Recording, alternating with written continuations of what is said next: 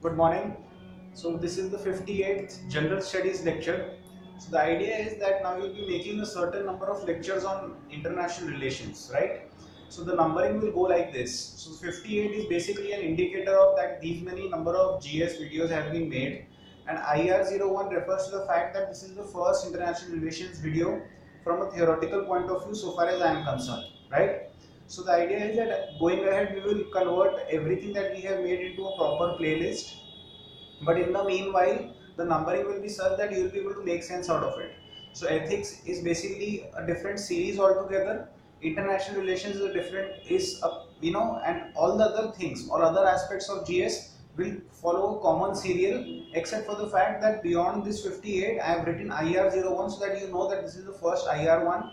Then there will be IR2, 3, 4, 5, 6, so on and so forth. Similarly, there will be internal security and so on and so forth, right? So let us begin. So in today's lecture, we will be discussing the historical background of India's foreign policy. Like for example, I'll give you an analogy. You must have read something about the Constitution of India. So like what is the Constitution? It is a rule book of our country. So if you were to ask someone that okay, when was the constitution made, so they will say that okay, constituent assembly got together from so and so date to so and so date, and in this span of let us say 2 years they made the constitution of India, let us say. But that doesn't mean that the idea behind framing the constitution was germinated or was started and propagated only within that span of 2 years.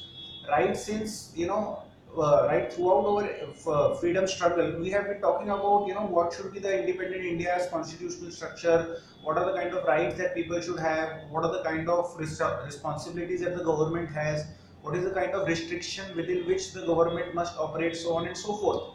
So then there are milestones. There is the Motilal Nehru report, which is considered to be a milestone so far as constitution making in India is concerned.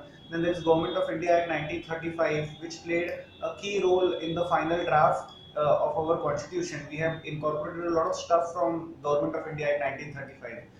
On the similar extent, you see that India's foreign policy didn't get evolved on 15th August 1947 midnight.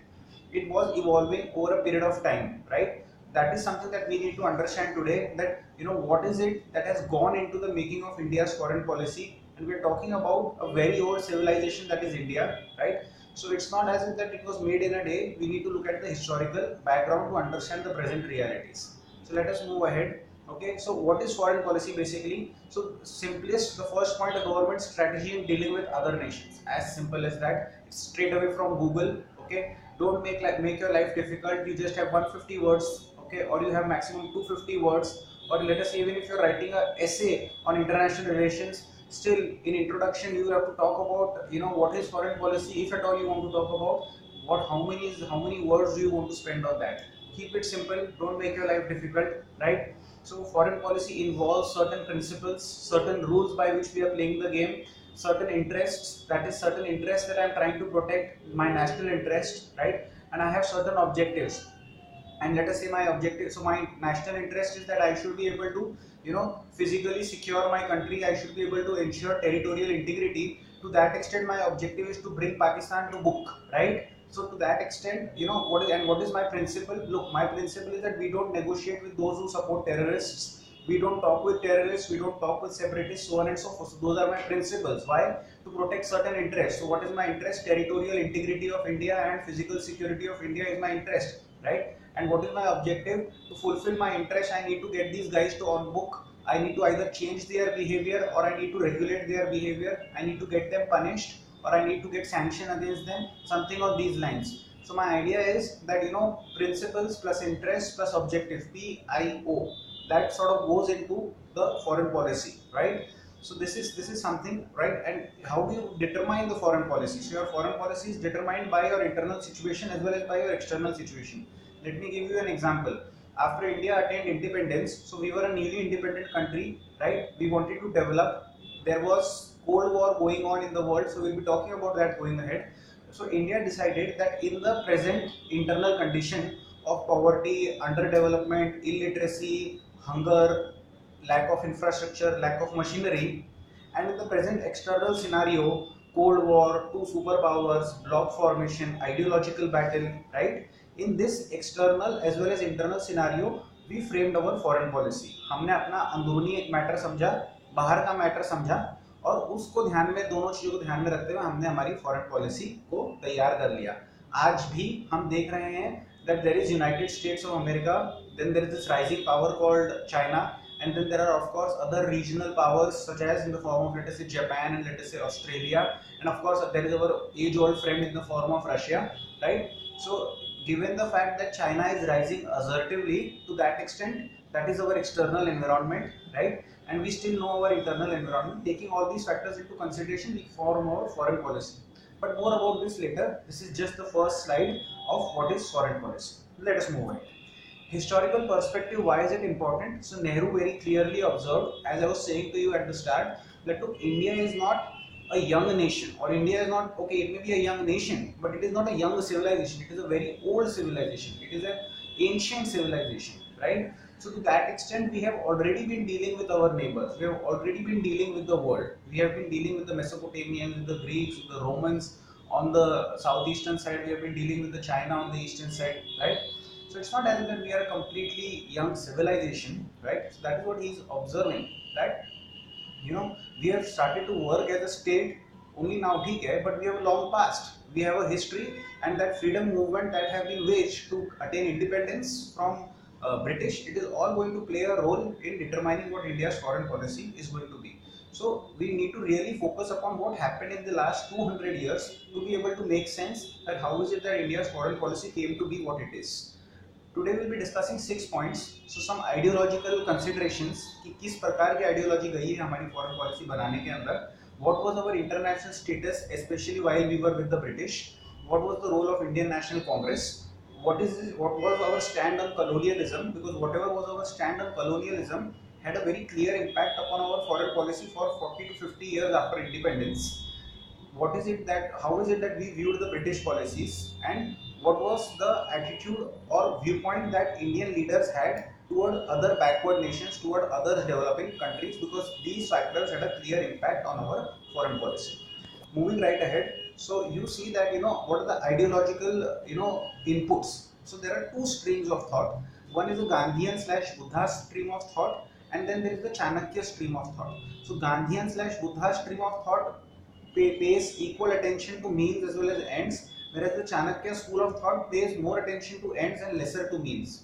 On the Gandhian lines, we value friendship, cooperation, non-violence, and humanity, and universal brotherhood, and all those kinds of principles. Whereas on the Chanakya line of the things, look, my national interest is my national interest, and that should be secured under any circumstances. Sam, dam, dand, bhed, kuch bhi karna pade, we will have to do whatever we have to do to achieve it, right?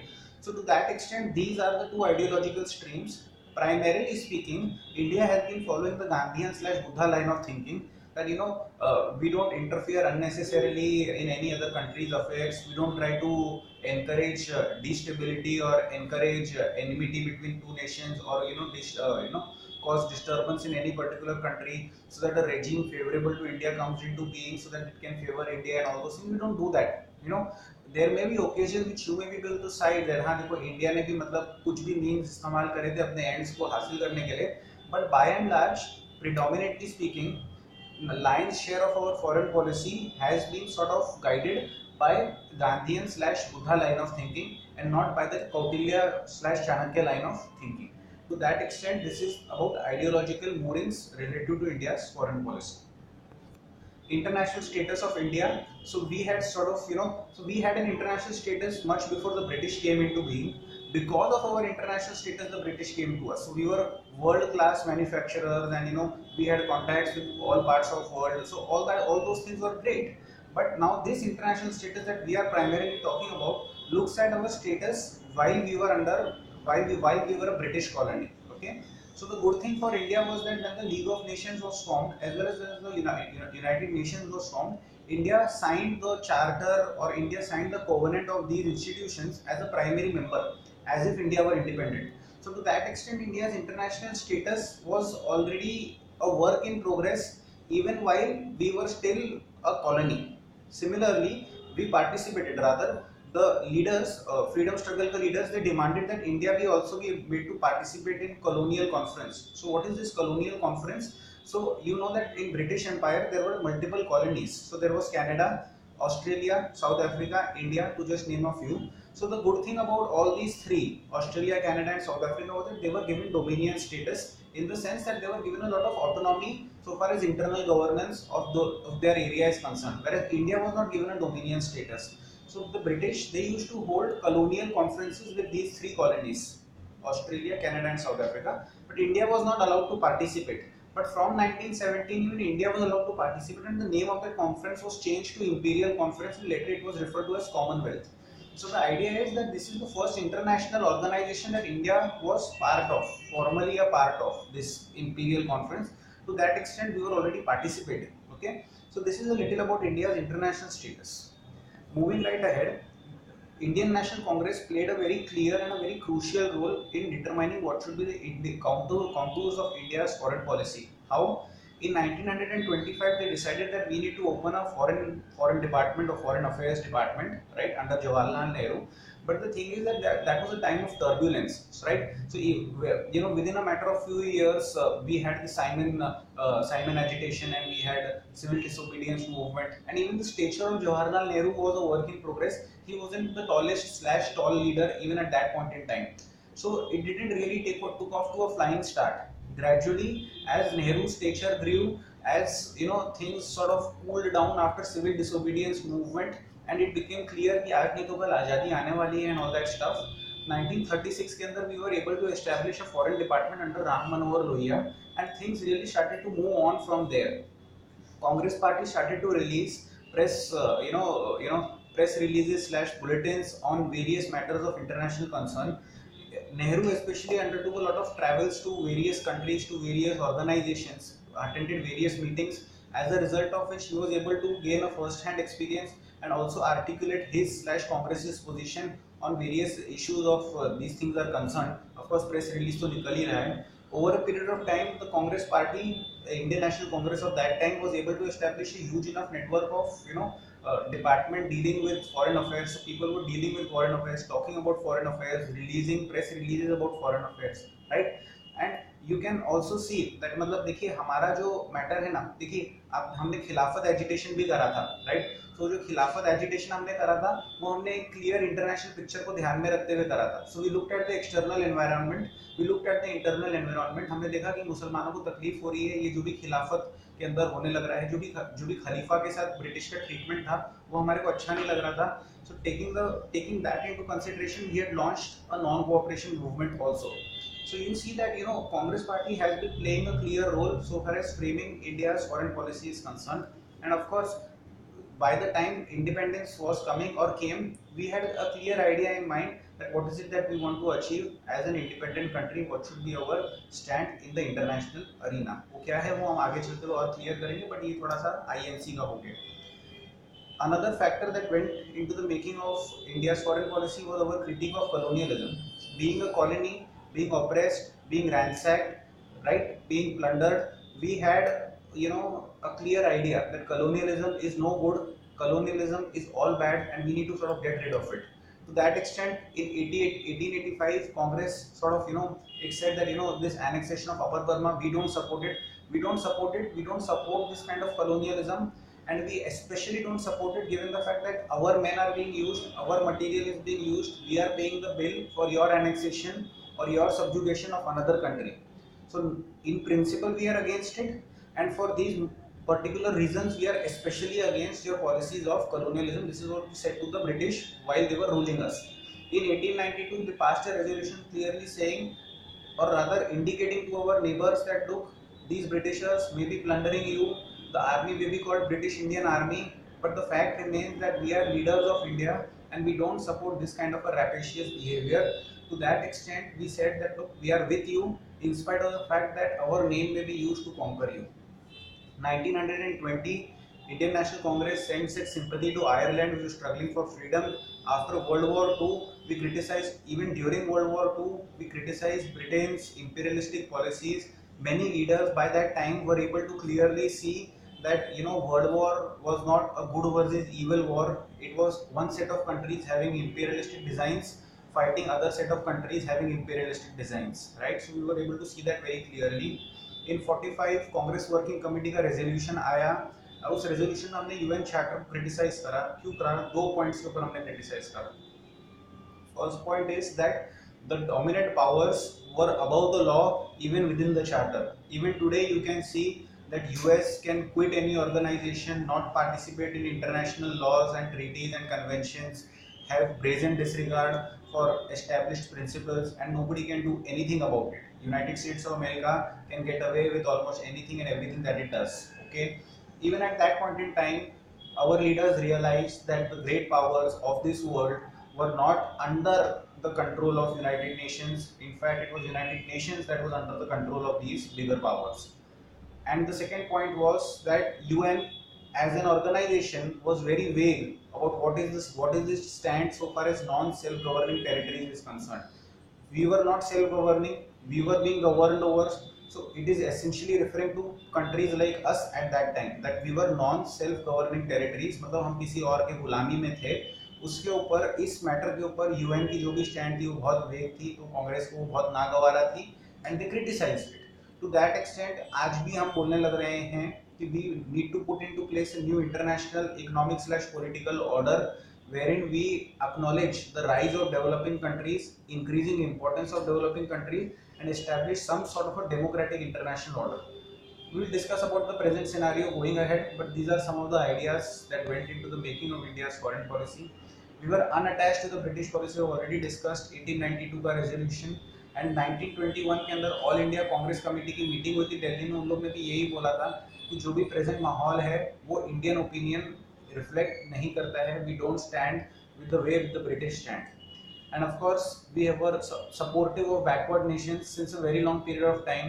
So you will see that immediately after independence, Nehru will, sort of push for the formation of third force in the form of non-alignment movement. And in NAM के अंदर what was his idea? That look, there are newly independent countries, poor developing countries from Asia and Africa, and if they are sucked into the vortex of Cold War, it will do no good for them, right? So these countries need to stand with themselves, for themselves, by themselves, right?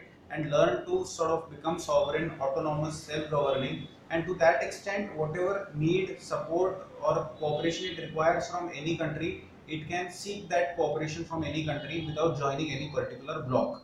To that extent, we were always a champion of the third world, a champion of the poor, a champion of the developing countries. आज भी बहुत सारी developing countries है जो United Nations के अंदर India की तरफ लीडरशिप के लिए देखती है। तो वो हमारा जो ट्रेडिशन है, जो हमारी रीत है, ये बहुत पुरानी है। 1920 बाकू कजाकिस्तान के अंदर एक कॉन्फ्रेंस हुआ था, 26 में जापान में कॉन्फ्रेंस, 27 में चाइना में, और 47 एंड 49 दैट शुड बी 1949 में दिल्ली में कॉन्फ्रेंस हुआ था। और सारे कॉन्फ्रेंसेस का एजेंडा था Asian solidarity, development of the developing world, end of European colonialism. To that extent, we have been offering our support since a very long period of time. So this is about, what is the historical background of India's foreign policy. Going ahead, we will look at the principles of India's foreign policy as well as the objectives of India's foreign policy. Hope you liked it. Hope you share it. Thank you very much. Have a great day.